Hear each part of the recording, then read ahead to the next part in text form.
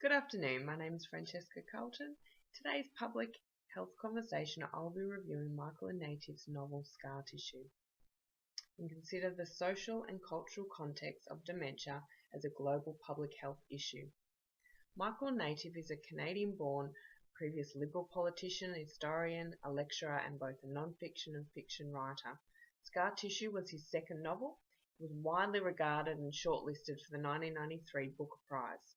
Native employs a fictional narrative to tell the story of a Midwestern American family's experience of neurological disease. The central character is the younger son, who narrates his experience of his mother's journey with the disease, his caring role, and the impact on his relationships and identity. The narrator draws heavily on his childhood memories to explore and illustrate the complexities inherent in relationships with family and self.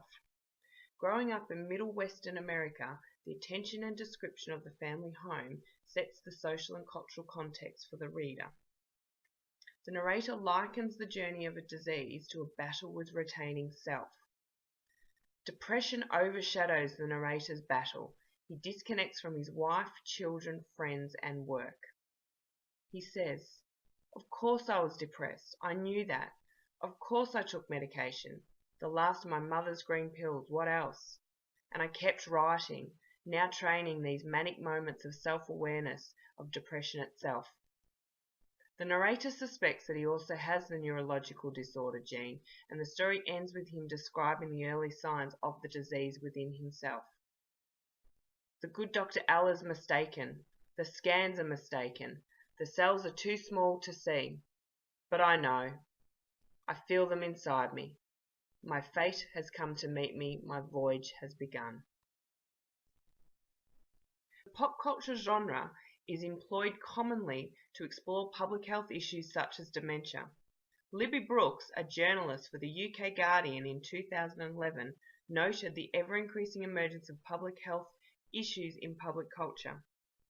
Its merciless assault on the memory, the loss of selfhood and of our connection with others, as much as its prevalence that renders it compelling in fiction and so dreaded in reality. The story has remained relevant since 1993 and was adapted into a production at the Arts Club Theatre in Vancouver in 2012. The World Health Organization recognizes dementia as a public health priority. The organizations and literature imperative to discussion of the issue include: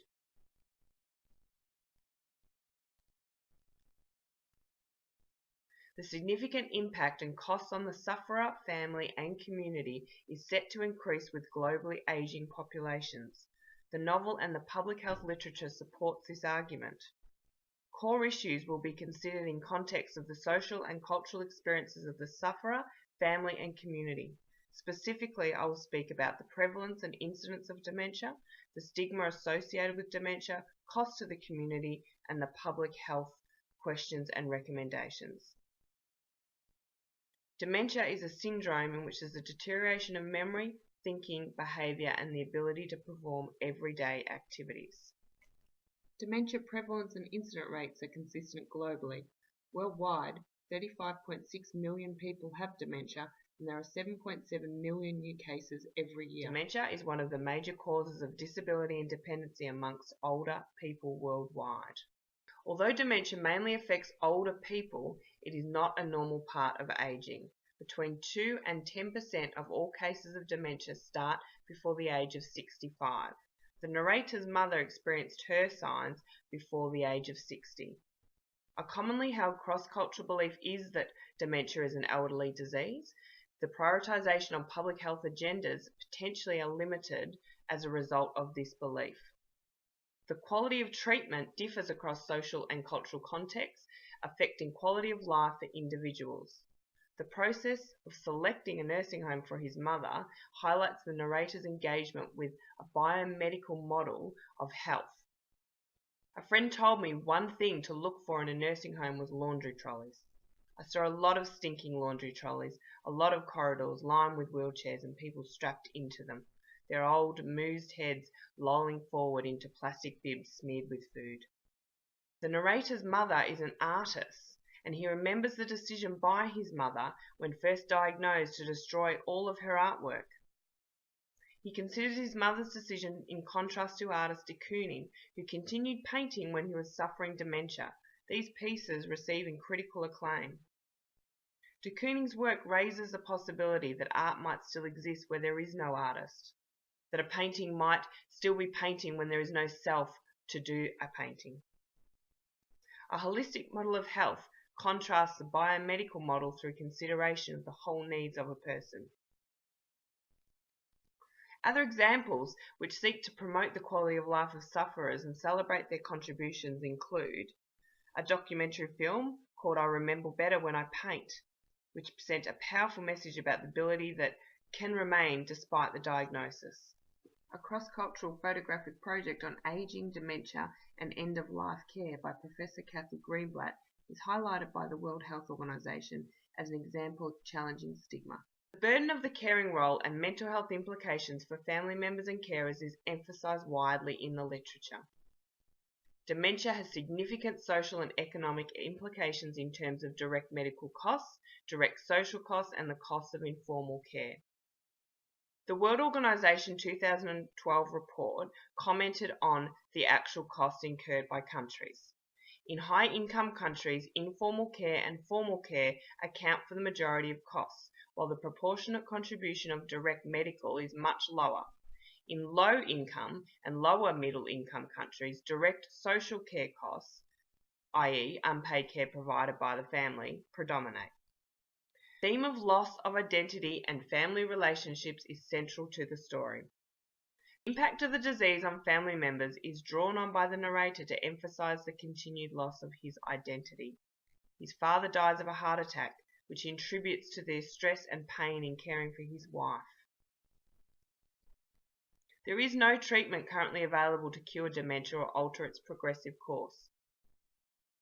Preference of biomedical models of health and health systems to manage dementia continues to be the priority investments across many cultural and social contexts.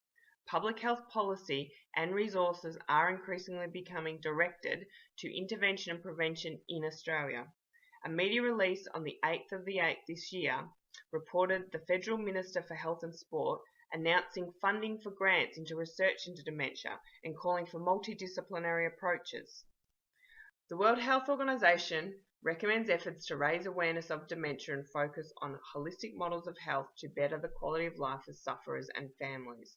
The principal goals of dementia care include early diagnosis, optimizing physical health, cognition, activity and well-being, identifying and treating accompanying physical illness, detecting and treating behavioural and psychological symptoms, providing information and long-term support to caregivers.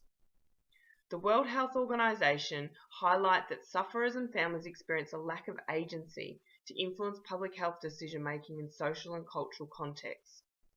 People with dementia and their caregivers often have unique insights into their condition and life.